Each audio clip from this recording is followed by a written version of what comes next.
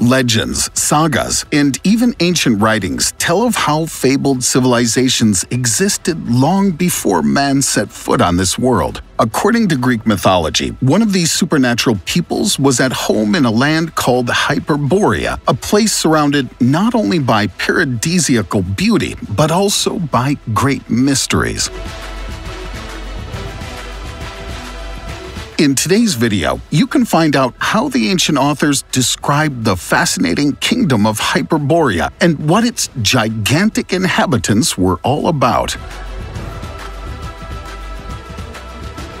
Before we get started, be sure to hit that like button and ring the notification bell for more videos.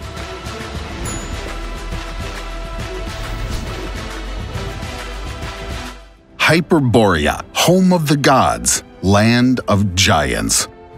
The first ever reference to the Hyperboreans comes from a fragment, number 150 of Hesiod's catalog, written sometime in the late 8th century BCE or early 7th century BCE. Another early source is the Greek writer Pindar, circa 518 to 448 BCE, who mentioned in his Pythian Odes number 10 that Apollo spent the winter months in the land of the Hyperboreans, a place supposed to be a paradise of eternal youth and plenty. Indeed, if you follow the old Greek mythology, the legendary Hyperborea resembled heaven on earth. Located far in the north, this heavenly land offered its inhabitants everything they could imagine. The only issue was that very few individuals were granted the privilege of seeing Hyperborea with their own eyes. Some old stories tell that it was not possible to get into the mystical realm either on foot or by ship. Consequently, only the gods or demigods were able to undergo the superhuman journey to Hyperborea. The permanent inhabitants of Hyperborea, the so-called Hyperboreans, were distinguished by their particularly close connection to the deity Apollo. One of the most important and complex of the Greek gods, he's the son of Zeus and Leto, and the twin brother of Artemis, goddess of the hunt. He's seen as the most beautiful god, and also the most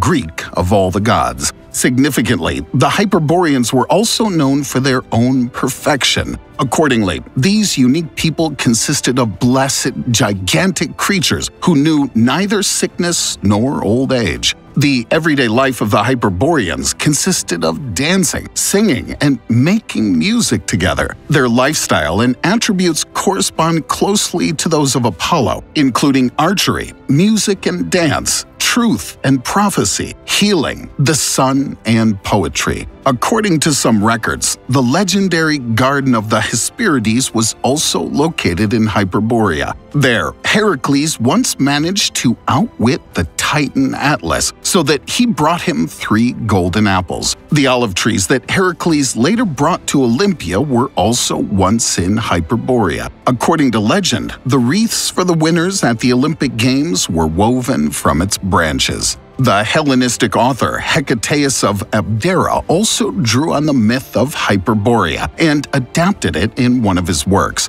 There, he described the kingdom as a country that was characterized by a particularly favorable climate. In his account, the bright sunshine of the land made 2 harvests a year possible. In fact, the sun is said to have never set over Hyperborea, a description that has led some researchers to believe that it may have been an area inside the Arctic Circle. Additionally, the southern border of Hyperborea was said to be guarded by the bitterly cold peaks of the impassable Rhipaean Mountains. These treacherous peaks were home to Boreas, whose chill breath brought winter to the lands of the south. Moreover, the peaks were inhabited by gold-guarding griffins, and its valleys by the fierce, one-eyed Arimaspoi tribe. Beneath the southern slopes lay Terraphoros, which was a desolate, snow-covered land cursed with eternal winter. So basically, outside of Hyperborea was pretty treacherous territory.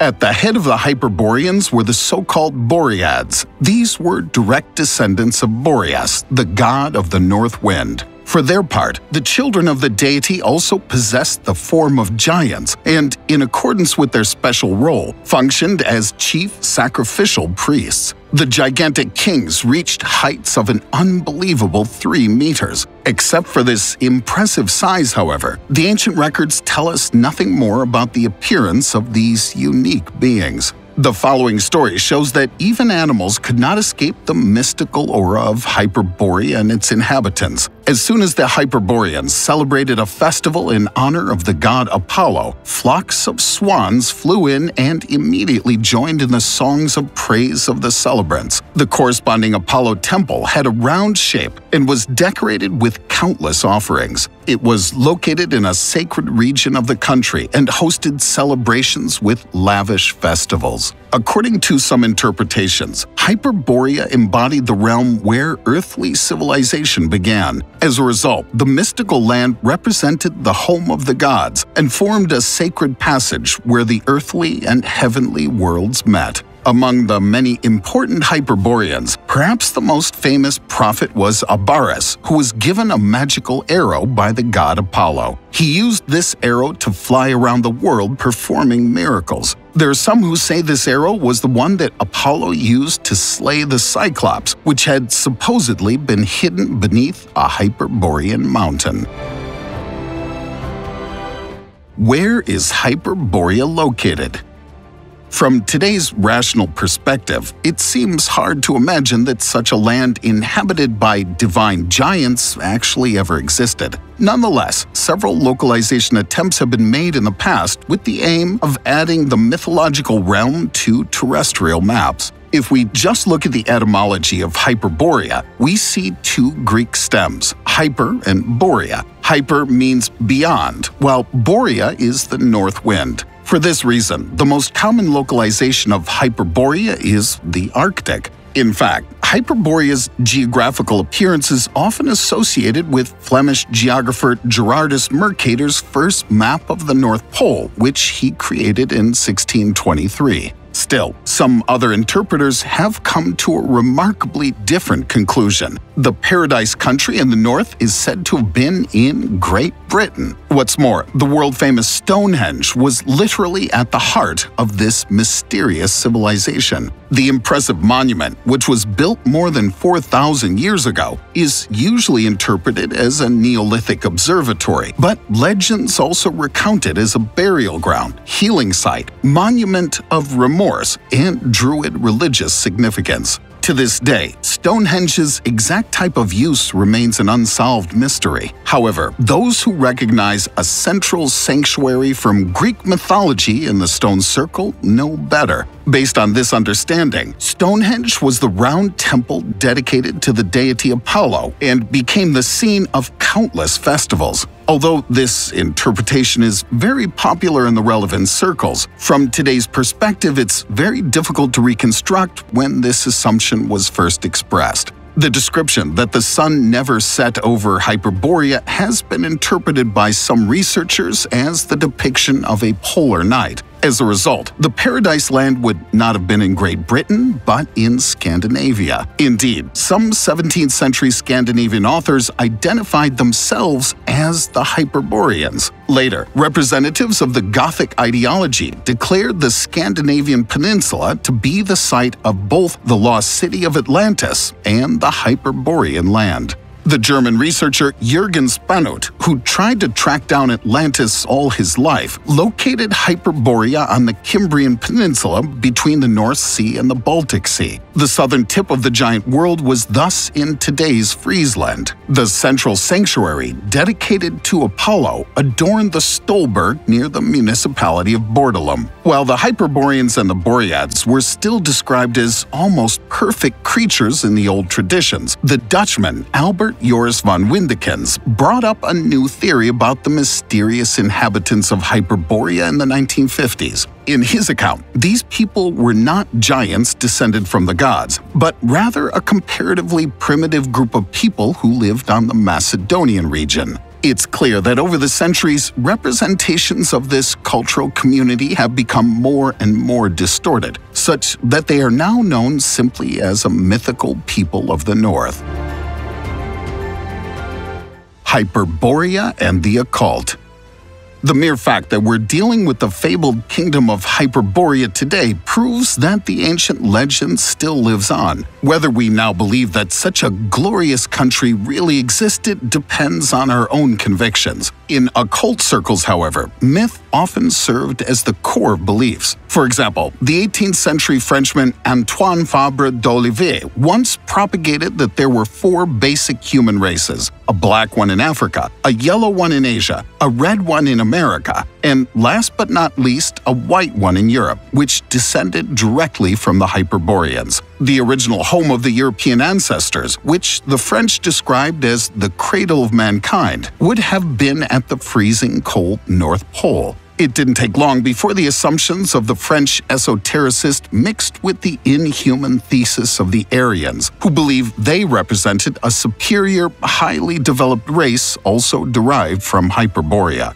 Before that, however, the German philosopher Friedrich Nietzsche stated his belief in the Antichrist that modern Germans are Hyperboreans. Still, the theories put forward by the Russian Helena Blavatsky paint a completely different picture. By her thinking, the Hyperboreans were by no means the root race of Europeans. In fact, she declares that the inhabitants of the northern country could not have been further from a highly developed people group. According to Blavatsky, the Hyperboreans were half human, half monster with limited minds. After the creatures were washed to their death by a great deluge, they left their carnal shells and henceforth possessed only what is known as an etheric body. As a result, the Hyperboreans could only be perceived by the specially trained eyes of experienced occultists. Keeper of the Holy Grail. Those familiar with the medieval Arthurian legend should already be familiar with the legend of the Holy Grail. A brief reminder for everyone else at this point. According to legend, the Holy Grail embodies a wondrous vessel that Jesus Christ used at the Last Supper, and in which the blood of the crucified Son of God was later collected. Endowed with this divine power, the Grail is said to give its finder eternal youth, bliss, and infinite wealth. However, as is well known, the sacred vessel was never found. If one follows the convictions of a far-right Italian legal esotericist named Julius Evola, the supernatural object does indeed exist, but it has nothing to do with Jesus Christ. According to Evola, the Grail was originally owned by the Hyperboreans. In the so-called Golden Age, when the world was still in an ideal state of peace, divine men from the north ruled the frigid polar region. A great catastrophe finally forced the godlike beings to leave their ancestral home and flee to the most diverse corners of the world. Together with the Norsemen, their cult, which centered on the worship of the sun, eventually spread. However, these rituals were in sharp contrast to the customs of the southern peoples, who preferred to worship the earth and the moon. As a result of the fighting that ensued, the Holy Grail of the Hyperboreans was ultimately lost. Evola believes that once the supernatural vessel is found, a god kingdom will be re-established in Europe. More interpretations.